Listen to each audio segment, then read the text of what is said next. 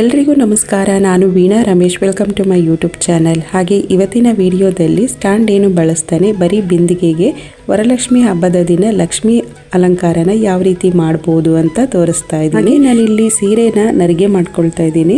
ಒಂದೇ ಸಮ ಪ್ರಮಾಣದಲ್ಲಿ ನೆರಿಗೆಗಳನ್ನ ಮಾಡ್ಕೊಬೇಕಾಗತ್ತೆ. ನೆರಿಗೆಗಳನ್ನ ಎಷ್ಟು ಚೆನ್ನಾಗಿ ಮಾಡ್ತೀವೋ ಅಮ್ಮನವರಿಗೆ ಅಲಂಕಾರ ಮಾಡಿದಾಗ ಅಷ್ಟೇ ಚೆನ್ನಾಗಿ ಕಾಣಿಸ್ತಾ ಇರುತ್ತೆ. ನೆರಿಗೆಗಳೆಲ್ಲ ಒಂದೇ ಸಮ ಪ್ರಮಾಣದಲ್ಲಿ ಕೂರಿಸ್ಕೊಂಡು ಅಲಂಕಾರ ಮಾಡಬೇಕಾದ್ರೆ ಸೀರೆನ ಒಂದೇ ಸಮದಲ್ಲಿ ಸೀರೆ ಉಡಿಸಿದ್ರೆ ತುಂಬಾ ಚೆನ್ನಾಗಿ ಕಾಣುತ್ತೆ. ಹಾಗೆ ಇದೇ ಮೊದಲನೇ ವರ್ಷ ವರಲಕ್ಷ್ಮಿ ಹಬ್ಬನ ಮಾಡ್ತಾ ಇರುವಂಥದ್ದು, ಸೀರೆ ಉಡಿಸಿ ಅಲಂಕಾರ ಮಾಡ್ತಾ ಇರೋದು ಇದೇ ಫಸ್ಟ್ ಟೈಮು ಅಂತ ಅನಿಸಿದ್ರೆ ಸೊ ಬಿಗಿನರ್ಸ್ಗಳಿಗೆ ಇದು ತುಂಬಾ ಹೆಲ್ಪ್ಫುಲ್ ಆಗಿರುವಂಥ ವಿಡಿಯೋ ಅಂತ ಅಂದ್ಕೊಳ್ತೀನಿ.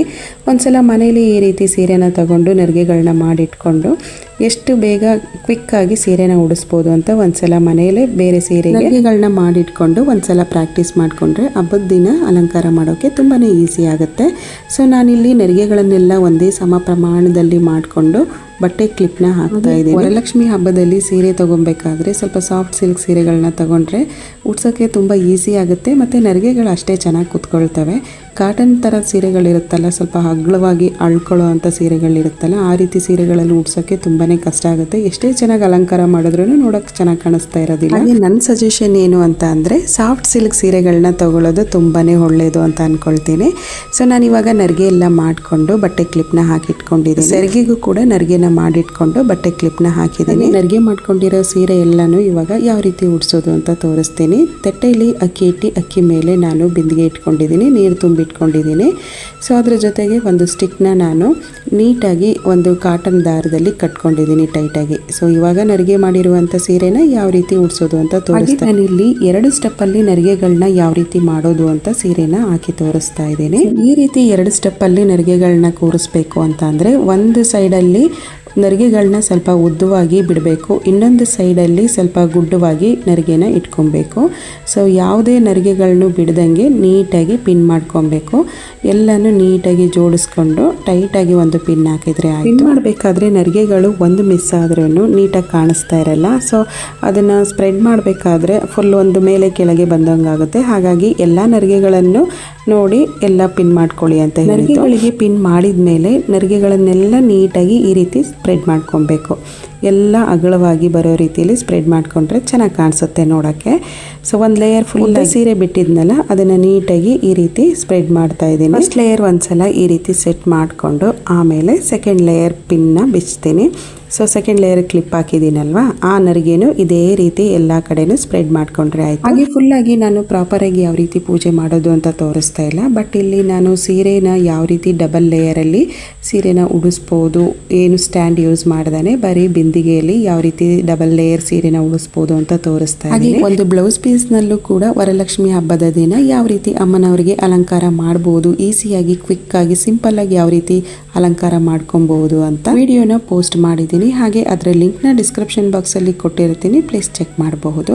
ಸೊ ಹಾಗೆ ನಾನು ಅದರಲ್ಲಿ ಕಳ್ಸೋಕ್ಕೆ ಏನೆಲ್ಲ ಹಾಕ್ಬೋದು ಅಂತ ಕೂಡ ತೋರಿಸಿದ್ದೀನಿ. ಹಾಗೆ 2 ಲೇಯರ್ ಸ್ಟೆಪ್ಪಲ್ಲಿ ನೆರಿಗೆಗಳನ್ನ ನೀಟಾಗಿ ಸ್ಪ್ರೆಡ್ ಮಾಡಿ ಕೂರಿಸ್ಕೊಂಡಿದ್ದೀನಿ. ಹಾಗೆ ಸೆರಗು ರೆಡಿ ಮಾಡಿದ್ದೀನಲ್ವಾ, ಸೊ ಇದನ್ನು ಈ ಥರ ಇವಾಗ ಚೂಡಿದಾರ್ ವೇಲೆಲ್ಲ ಹಾಕೊಳ್ತೀವಲ್ವ, ಸೊ ಆ ಥರ ವೇಲ್ ರೀತಿಯಲ್ಲಿ ಇದನ್ನು ಹಾಕಿಬಿಟ್ಟು ಸ್ವಲ್ಪ ಫ್ರಂಟಲ್ಲಿ ಟ್ರಯಾಂಗಲ್ ಶೇಪಲ್ಲಿ ಮಡಚಿದ್ರೆ ಆಯಿತು. ಸೊ ಈ ರೀತಿ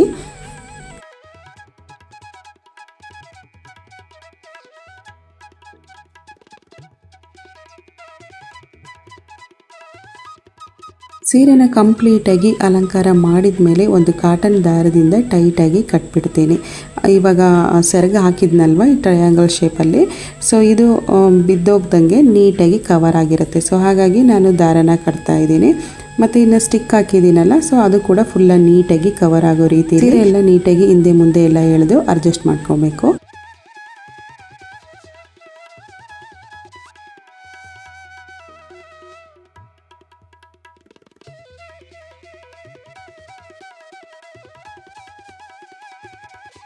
ಹಾಗೆ ನಾನು ನೀಟಾಗಿ ಟೈಟಾಗಿ ಕಾಟನ್ ದಾರದಲ್ಲಿ ಕಟ್ಬಿಟ್ಟು ಆ ಕೋಲೆಲ್ಲ ಕಂಪ್ಲೀಟಾಗಿ ಕ್ಲೋಸ್ ಆಗೋ ರೀತಿಯಲ್ಲಿ ಅಡ್ಜಸ್ಟ್ ಮಾಡ್ತಾ ಇದ್ದೀನಿ ಸೀರೆ ಎಲ್ಲನೂ.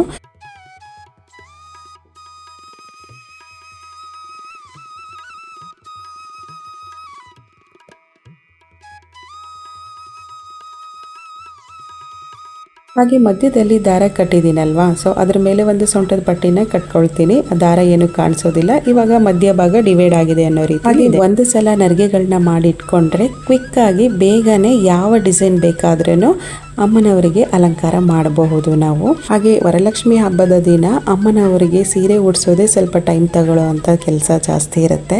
ಸೊ ಒಂದ್ಸಲ ಎಲ್ಲಾನು ನೀಟಾಗಿ ನರಿಗೆಗಳನ್ನ ಯಾವ ಥರ ಮಾಡ್ಕೊಬೇಕು, ಸೀರೆ ಯಾವ ರೀತಿ ಉಡಿಸ್ಕೊಬೇಕು ಅಂತ ಒಂದಿನ ಮುಂಚೆನೇ ಪ್ರಿಪೇರ್ ಮಾಡ್ಕೊಂಡ್ರೆ, ಒಂದು ಸೀರೆ ತಗೊಂಡು ಒಂದ್ಸಲ ಪ್ರಾಕ್ಟೀಸ್ ಮಾಡ್ಕೊಂಡ್ರೆ ಈಸಿಯಾಗಿ ಹೋಗ್ಬಿಡುತ್ತೆ. ಹಾಗೆ ಇವತ್ತು ಕಳಸದಲ್ಲಿ ನಾನು ವೀಳ್ಯದೆಲೆ ಇಟ್ಟು ತೋರಿಸ್ತಾ ಇದ್ದೀನಿ. ಸೊ ಅಮ್ಮನವರ ಮುಖವಾಡನ್ನು ಕೂಡ ಇಟ್ಟು ತೋರಿಸ್ತಾ ಇದ್ದೀನಿ. ಸೊ ಫೈನಲ್ ಲುಕ್ ಈ ರೀತಿ ಇದೆ.